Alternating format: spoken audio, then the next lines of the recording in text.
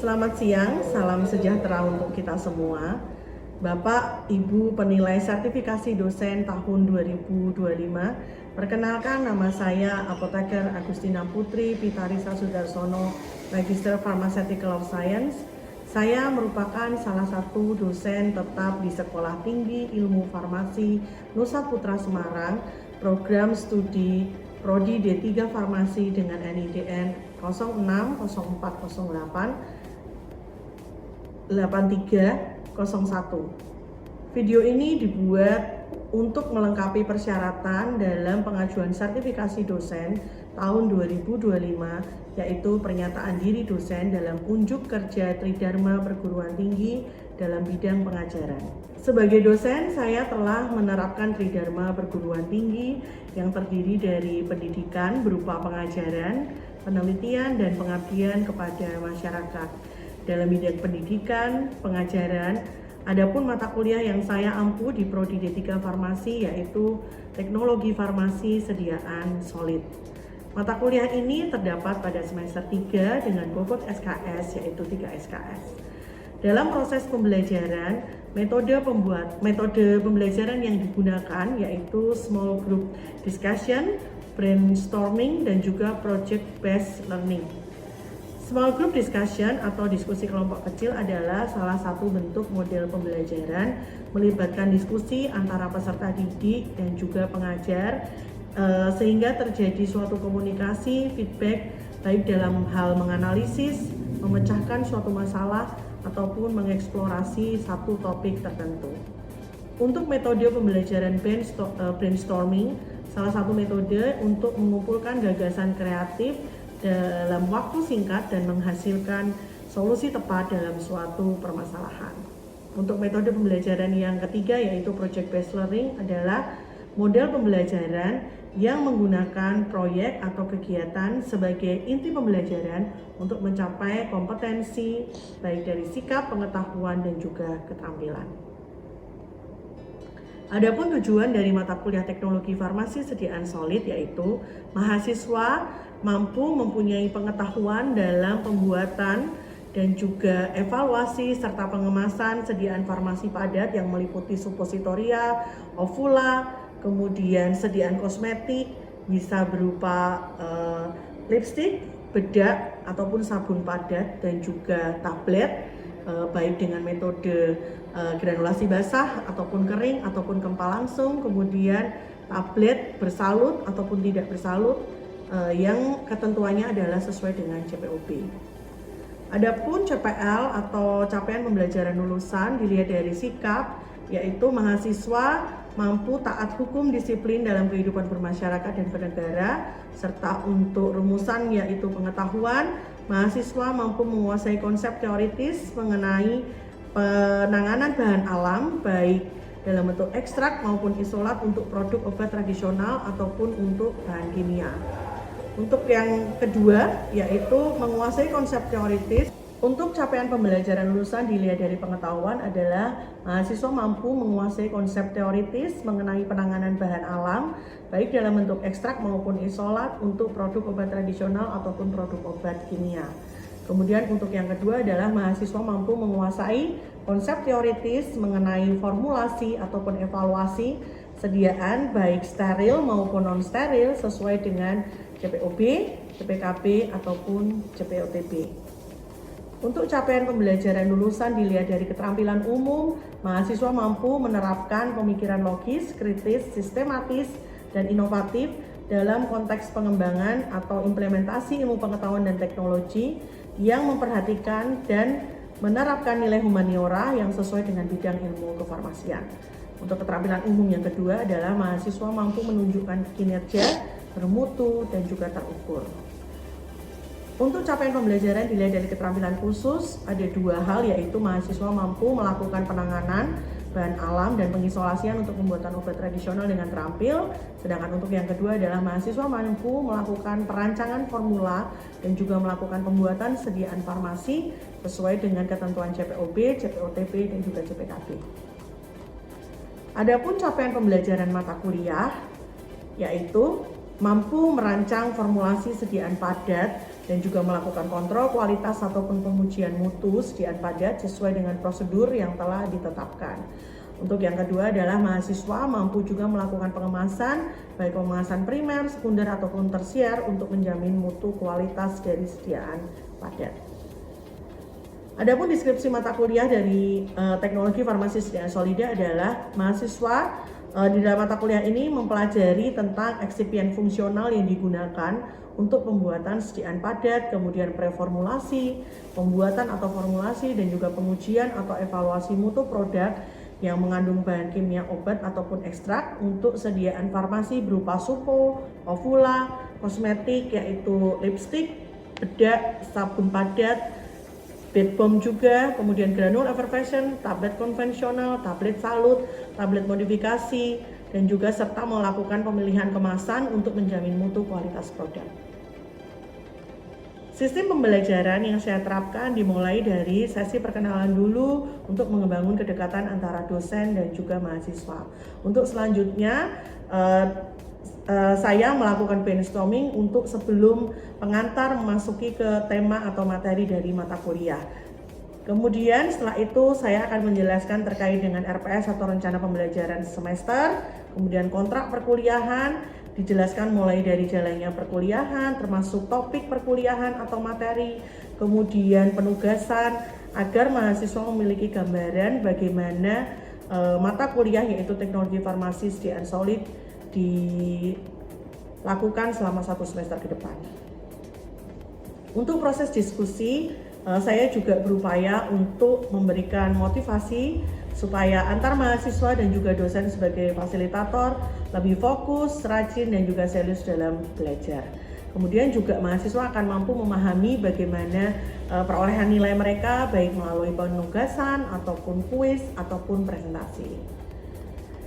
Itulah gambaran umum mengenai metode pembelajaran yang saya terapkan pada mata kuliah teknologi farmasi sediaan solid.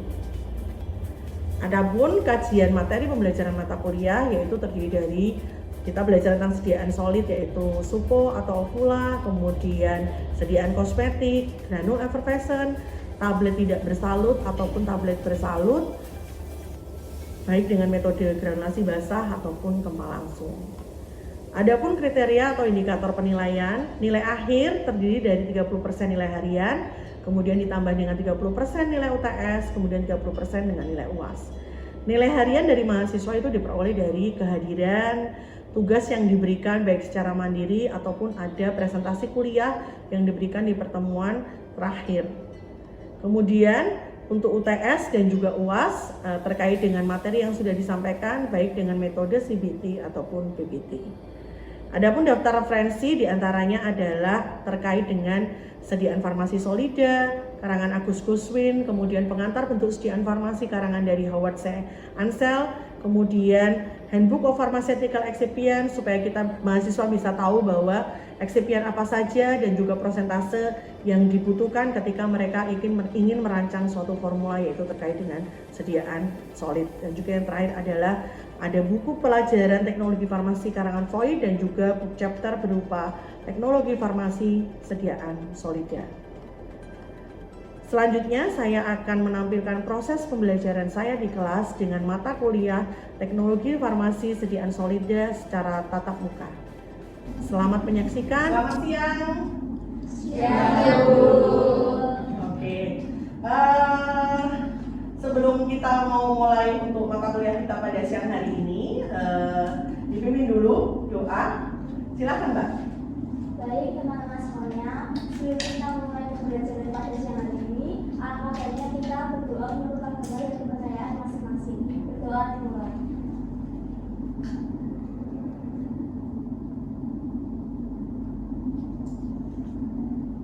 Doa selesai. Terima kasih. Oke, untuk selanjutnya sebelum kita mulai dulu masuk ke dalam materi, silakan kalian buka dulu siakapnya untuk kalian melakukan absensi dulu. Ya. Silakan memasukkan kode. Oke. Silakan masuk absensi, klik hadir, masukkan masukkan kode kemudian klik hadir. Oke ya. Sudah semua ya? Oke. Baik, terima kasih. Untuk selanjutnya siang hari ini Ibu akan menyampaikan materi terkait dengan teknologi farmasi sediaan solid, yaitu tema kita pada hari ini adalah kita akan belajar terkait dengan yaitu namanya tabletasi. Tabletasi atau yang disebut dengan tablet konvensional. Kalau seperti yang kalian tahu bahwa tablet yang beredar di pasaran itu banyak.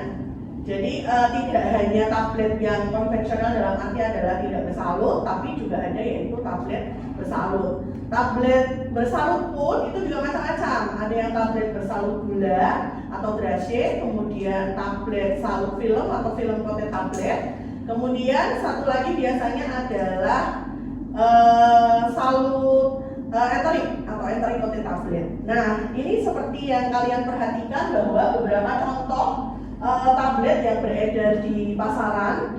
Jadi yang tadi seperti saya sampaikan, ada tablet yang bersalut, kemudian tablet konvensional, kemudian ada yang bentuknya yaitu dalam bentuk strip atau kemasan blister. Biasanya umumnya adalah satu strip atau satu blister itu adalah 10 tablet.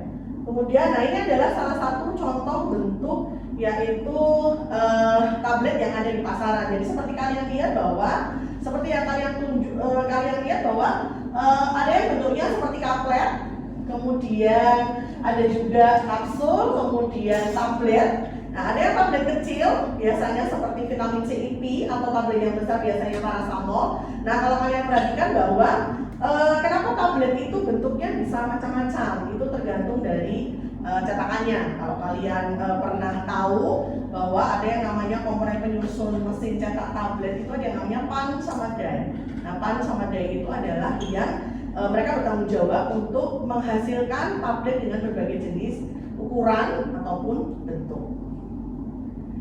Nah, tentunya kalau kita lihat sebenarnya tablet itu definisinya apa ya Bu? Tablet itu adalah sediaan padat kompak yang mereka mempunyai berbagai macam bentuk, kemudian terdiri dari komponen penyusun yaitu zat aktif dan juga zat tambahan. Atau zat tambahan biasanya sering disebut dengan eksipien. Kemudian eksipien kan kalau zat aktif itu adalah zat atau istilahnya bahan yang mempunyai efek farmakologi. Bisa untuk tablet itu untuk mengurangi rasa sakit, turun panas, atau antibiotika. Sedangkan eksipien atau zat tambahan untuk komponen penyusun tablet itu ada yang namanya bahan pengisi, bahan pengikat, penghancur, kemudian pelicin dan pelincir. Ada keuntungan dan juga ada kerugian. Kalau keuntungannya apa ya? Coba ada yang tahu nggak keuntungan dari sediaan tablet? Kalau ada yang tahu silahkan tunjuk tangan. Keuntungan tablet itu apa ya? Yang kalian tahu, satu atau dua mahasiswa. Iya, silahkan Tasya. Keuntungan tablet itu mudah dibawa kemana-mana dan tidak mudah tumpah. Tuh, kalau kerugiannya ada yang tahu? Saya. Silakan. Kalau kemudian menggunakan minum tablet itu ada orang yang tidak bisa mengenal tablet. Jadi itu kemudian menggunakan untuk tablet. Oke, terima kasih. Betul. Jadi keuntungan dan kelebihan yang sudah disampaikan tadi adalah keuntungan dan kerugian. Jadi udah dibawa di mana-mana. Tadi saya sampaikan bahwa bentuknya strip ya. Jadi tinggal aja dimasukkan ke tas. Jadi praktis. Beda kalau misalnya sediaan cair, mereka harus bawa dengan botol kemasannya, kemudian belum sama sendok takarnya.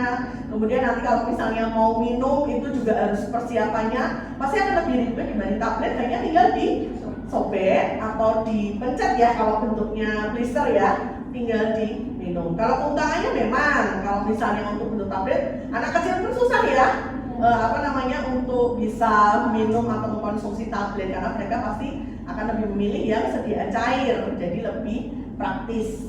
Oke, nah kalau sesuai dengan yang ada blueprint dari UKTTK atau UKOM, jadi tablet itu terbagi menjadi dua jenis, yaitu tablet apa? Bersalut dan juga tablet tidak bersalut. Kalau tablet bersalut itu adalah biasanya sering kita sebut dengan kayak modifikasi begitu. Jadi namanya bersalut itu berarti tablet biasa atau tablet konvensional atau yang dinamakan dengan tablet inti. Nanti dia akan mengalami proses yang namanya penyalutan yang akan disalut. Jadi bisa salut gula, salut enterit, ataupun salut film. Nah, satu lagi yaitu tadi ada tablet bersalut, satunya lagi adalah tablet Tidak bersalut. betul, tablet tidak bersalut. Atau biasanya sering disebut itu tablet konvensional. Kalau namanya tidak bersalut ya sudah, tabletnya seperti tablet pada umumnya tidak disalut. Nah, biasanya contohnya apa ya kalau misalnya tablet tidak bersalut? Ada misal tablet hisap. Hisap biasanya disebut dengan apa? Pastilles, atau mungkin Troses, atau permen. Nah, kalau anak-anak suka tuh tablet hisap atau permen. Nah, kemudian ada lagi yaitu tablet bukal, kemudian sublingual, terus ada effervescent. Nah, effervescent juga sama. Effervescent itu adalah yang kalau misalnya dia dikonsumsi, dia harus ditambahkan air, kemudian akan keluar apa? Buih, betul. Nah, itu yang membuat tablet itu keuntungannya bisa dibuat seperti itu. Jadi kayak ada sensasinya dingin, kemudian buih, effervescent. Terus ada juga yang namanya kunyah, tablet kunyah. Tablet kunyah itu adalah chewable tablet. Chewable itu chewy itu berarti kan dikunyah. Biasanya kalau kunyah itu sasarannya siapa ya? Anak-anak ya. Tablet kunyah, kemudian chewable tablet atau tablet hisap. Banyak ya sekarang ya. Contohnya, misal apa contoh tablet hisap yang untuk anak-anak? Ada yang tahu nggak? Boleh kita kalau mata kuliah teknologi farmasi khususnya tablet, kalau kita nggak nyebut merek itu mahasiswa tuh nanti nggak akan kepikiran, nggak bisa bayangin gitu. Oh, bentuknya tablet hisap seperti apa ya? Apa tablet hisap yang biasanya produk yang beredar di pasaran? Vitamin. Betul, Vitasinin. Nah, itu tabletnya bentuknya lebar pipi. Terus ada lagi tablet hisap yang biasanya buat anak-anak, contohnya apa? Sakatonik. Betul, Sakatonik ABC. Terus ada yang buat imun itu biasanya Imbus. Nah, biasanya Imbus kan dikonsumsi bentuknya apa? Cair ya.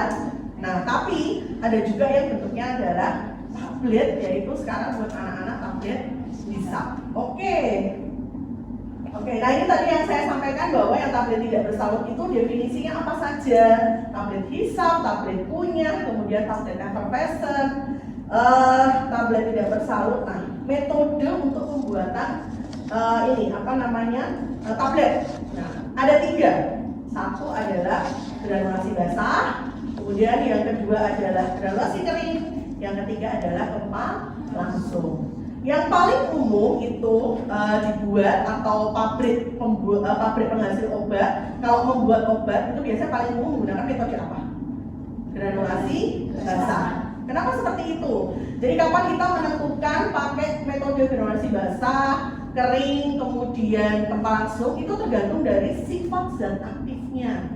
Jadi kalau misalnya zat aktifnya itu tahan panas, tahan lembab, nah itu biasanya adalah menggunakan metode granulasi basah atau wet granulation. Umumnya semua sifat zat aktif seperti itu. Jadi dan metode pembuatan granulasi basah itu melewati proses yang namanya pembasahan dan juga pengeringan. Nah, pengeringan itu kan suhunya tinggi ya dengan menggunakan oven. Nah, kalau yang kempa langsung itu juga sama. Kalau kempa langsung itu tidak melewati granulasi. Tapi kempa langsung itu ada syaratnya. Syaratnya adalah zat aktif yang punya sifat granul free flowing. Free flowing itu bisa meluncur bebas ketika pada saat diproses di corong hopper di salah satu komponen penyusun mesin cetak tablet itu dengan hopper. Nah, itu sebagai tempat untuk granul supaya granul bisa meluncur. Nah, itu harus punya sifat free flowing dan mudah digempa atau kompresibilitasnya adalah baik. Nah, ini yang tadi saya sampaikan bahwa penentuan untuk metode granulasi atau metode pembuatan tablet itu tergantung dari sifat zat aktifnya. Nah, ini peralatan pencetakan. Nah, tadi ada yang peralatan pencetakan itu macam-macam.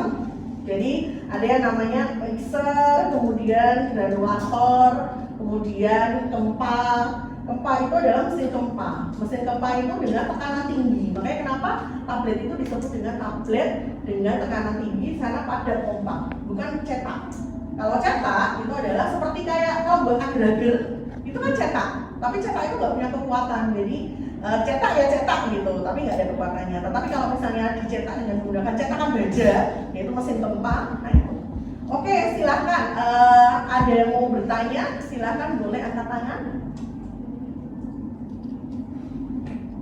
Ya, silahkan. Saya ingin bertanya, apakah tablet konvensional itu cuma itu saja?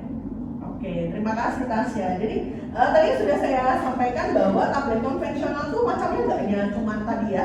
Kalau kita mau balik lagi, jadi tablet konvensional macamnya nggak cuma tablet hisab, tablet sublingual atau tablet buka. Kalian pernah tahu pastylus atau Trosos? Mungkin sebutannya aja ya, tapi sebenarnya itu adalah tablet hisab. Jadi kalau zaman dulu ada yang namanya, kamu masih ini nggak ya? Tahu nggak ya pagoda pastylus? Iya. Oh masih ada ya? Kalian lihat ya, pagoda pastylus. Nah pastylus itu kan, pastylus itu apa ya? Atau FJ Trosos? Langsung ini ya, pakai merek ya. FJ Trosos sama pagoda pastylus. Trosos sama pagoda pastylus atau pastylus itu adalah sama dengan tablet hisab. Atau biasanya ada lozenges. Betul, lozenges, FJ Trosos, pastylus. Terus ada lagi yang lain misalnya tablet konvensional selain effervescent, kemudian apa namanya? Tablet vaginal juga sama yang biasanya untuk mengobati penyakit yang terkait dengan vagina, namanya tablet vaginal, itu juga sama. Cuma memang yang lebih umum yang di pasaran itu adalah biasanya tadi yang sudah saya sampaikan bahwa ada tablet hisab, kemudian tablet apa namanya bukal, konvensional, effervescent gitu. Oke, ada lagi pertanyaan selain Tasya? Saya Ya, silakan Mbak. Saya Yusi, izin bertanya, apa saja komponen penyusun mesin pencetak tablet? Oke, terima kasih Rahayu. Jadi peralatan kalau ini adalah peralatan membuat atau mencampur yang namanya untuk membuat granulasi. Nah, apa saja sih sebenarnya komponen yaitu mesin cetak tablet? Nah, ini seperti yang kalian lihat bahwa ini adalah mesin tempa. Yang sebelah kiri, nah ini mesin tempa juga, tapi ini mesin tempa yaitu yang sederhana, single punch. Tadi saya sampaikan bahwa siapa sih komponen mesin pencetak tablet yang bertanggung jawab bentuk tablet, kenapa bisa ada yang pipih, kenapa ada yang bisa bentuknya tablet, kenapa ada yang tablet yang bentuknya ada nama merek di situ. Nah itu adalah yang bertanggung jawab siapa tadi? Betul, punch sama jai. Nah ini adalah single punch. Namanya single punch berarti ketika dia mencetak atau mengempa tablet yang keluar berapa tablet? Betul. Jadi ini yang sederhana. Biasanya kalau di kampus, di perguruan tinggi itu biasanya pakainya adalah mesin tempa tablet yang single punch. Terus kemudian, nah ini adalah pabrik. Itu namanya mesin tempa tapi yang rotary punch. Kalau namanya rotary itu kan muter ya. Nah punchnya apakah single? Tidak. Bersingle-single atau berdobel-dobel. Jadi sekali cetak, karena rotary itu kan muter. Jadi sekali cetak, sekali muter itu bisa menghasilkan mungkin 100 tablet sekali muter loh ya. Bayangin itu punchnya itu nggak cuma 1, 2, tapi bisa 20, 50. Nah ini biasanya adalah mesin tempa yang ada di industri. Kan nggak mungkin ya, kalau masih sekolah sih nggak apa-apa, kalau di perguruan tinggi kita biasanya pakainya single punch. Tapi kalau di pabrik kan, masa ya 1 kali putaran cuma 1, selesai produksinya kapan gitu kan ya. Jadi itu makanya adalah rotary. Oke, terus, nah komponen mesin tempa tablet nomor 1 apa itu? Corong pengisi atau hopper tadi yang saya sampaikan. Hopper seperti yang kalian lihat adalah seperti ini. Yang saya lingkari pakai warna ungu itu adalah corong, seperti corong. Kalau kalian lihat corong itu kan berarti bentuknya begini gini ya. Nah ini adalah fungsinya sebagai tempat granul. Gitu tadi. Makanya kalau misalnya kamu, kenapa harus dimulai dari proses granulasi dulu? Kan sebenarnya kalau bikin tablet kan dari campuran bahan-bahan pengisi dan yang sebagainya. Kan serbu kan berarti ya. Nah itu dengan ada yang mengikat, itu biasanya dipuleni gitu, kemudian dibentuk menjadi seperti granul yang ukuran partikelnya tidak betul, ukuran partikelnya harus sama, kemudian ukuran granul yang terbentuk itu berarti lebih besar dari serbuk. Jadi contoh bisa kalau kalian bayangin itu kayak nasi jagung atau misalnya seperti biji kacang hijau tapi yang lebih kecil gitu. Nah terus, mereka kan berarti harus punya tadi ukurannya harus sama. Nah kalau serbuk kan kalau kamu masukkan ke corong hopper bisa nggak? Bisa, tapi macet. karena kan keset serbuknya. Tapi kalau kenapa harus granul? Granul tuh kayak kamu bayangin kelereng yang kalau diluncurin gitu, dia langsung jalanin. Itu kan karena ukuran partikelnya harusnya. Oke, kita langsung ya lanjut. Oke, di dalam membuat suatu tablet itu kan kamu harus menentukan formula. Nah, formula itu adalah mulai dari komponen penyusun zat aktif dan juga eksipien atau zat tambahan. Nah, di depan kalau kalian lihat adalah salah satu formula sediaan tablet, yaitu zat aktifnya apa namanya? Betul, metilprednisolon. Jadi ini adalah salah satu formula sediaan tablet metilprednisolon. Zat aktifnya adalah metilprednisolon. Berapa dosisnya? Betul, 8 mg. Kemudian ada sisanya itu adalah eksipien atau zat tambahan yang mendukung proses tablet. Jadi seperti PVP adalah polyphenylpyrrolidone, kemudian Primogel, kemudian talak, MG-Ceara, laktosa, amilum itu adalah eksipien yang fungsional, jadi pengisi, penghancur, kemudian pengikat. Untuk zat warna dan juga nitoksin itu eksipien juga, tapi ada yang namanya eksipien pendukung. Kalau yang tadi adalah fungsional, yang ini adalah pendukung. Nah, itu adalah satu tablet bobotnya berapa? 150 mg. Nah, yang saya mau minta kalian untuk saya ajari kalian itu adalah bagaimana sih cara menghitung kebutuhan bahan untuk tablet metilprednisolon. Coba kita lihat, yaitu misal ini kita hitungnya untuk satu tablet dulu ya. Jadi berarti di dalam satu tablet 150 tablet zat aktif yang terkandung berapa? 8. Betul. Kalau misalnya kita cek yaitu PVP. PVP adalah konsentrasinya yaitu 3%. Nah, konsentrasi 3% itu kalau untuk satu tablet 150 mg, berapa sih sebenarnya bobotnya? Berarti yang ditimbang adalah misal itu adalah PVP. Berapa persen? 3% gitu ya. Jadi 3% ini untuk per tablet yaitu 150 mg. Kemudian PVP yang ditimbang berarti caranya adalah 3/100 dikali dengan 150 mg. Ayo coba berapa? Berarti misal oke, berapa? 4,5. Oke, 4,5 miligram ini untuk 150 miligram ya per tablet. Oke. Sekarang kalau misalnya beda lagi kalau misalnya nanti ini kan baru kebutuhan untuk satu tablet. Tapi kalau misalnya di industri itu tidak mengenal masa membuat kalau produksi tablet dengan menggunakan mesin gempa tablet kan nggak mungkin dibuatnya dengan satu tablet. Ya. Itu yang kalau untuk industri itu namanya adalah satu batch. Satu batch itu adalah satu kesatuan atau satu kali produksi. Bisa, misalnya ini untuk satu tablet. Kalau misalnya di industri itu 150 tablet atau mungkin 150 terlalu kecil ya, 200 atau mungkin 500 atau 1000. Tinggal dikali dengan misal jumlah tablet yang dibuat. Berarti berapa ini? 4.500 ya, 1, 2, 3 miligram. Ini ya. Oke, satu lagi misal ya. Yuk, misal satu lagi. Coba silahkan kalian menghitung untuk yang Primogel 2%. Berarti caranya sama, yaitu kebutuhan Primogel untuk satu tablet atau 150 mg adalah 2/100 dikali dengan 150 mg. Berapa hasilnya? 3. Oke. Baik. Untuk sisanya nanti silakan kalian menghitung kebutuhan tablet untuk per tabletnya berapa. Kemudian silakan kalian menghitung untuk satu batch yaitu sekitar 1000 tablet. Nah, itu silakan kalian nanti tulis di buku PR, nanti dikumpulkan untuk minggu depan. Baik. Nanti di rumah silakan kalian belajar kembali, mengingat kembali apa tadi yang sudah diajarkan atau disampaikan untuk kalian nanti bisa mengerjakan perhitungan jumlah bahan untuk satu batch. Begitu. Terima kasih sebelumnya. Selamat siang. Kita ketemu lagi untuk minggu depan. Demikian video pembelajaran ini saya persembahkan dalam unjuk karya PDD UK TPT. Semoga bermanfaat untuk semuanya. Terima kasih. Salam sejahtera untuk semuanya. Terima